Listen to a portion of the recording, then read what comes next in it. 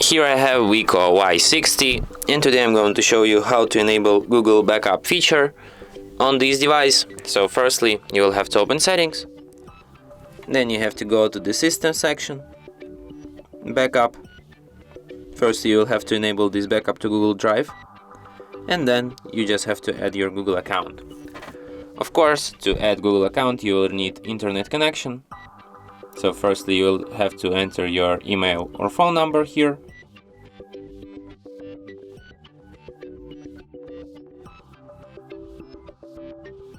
Tap Next.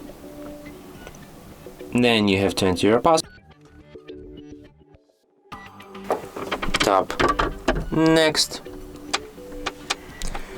Then you have to agree with Google's terms of service and privacy policy.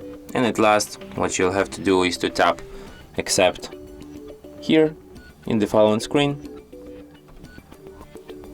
And after that, your device will be ready to do backup.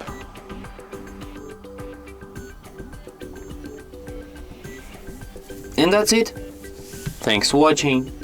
If you find this tutorial useful, don't forget to hit that like button and subscribe to our channel.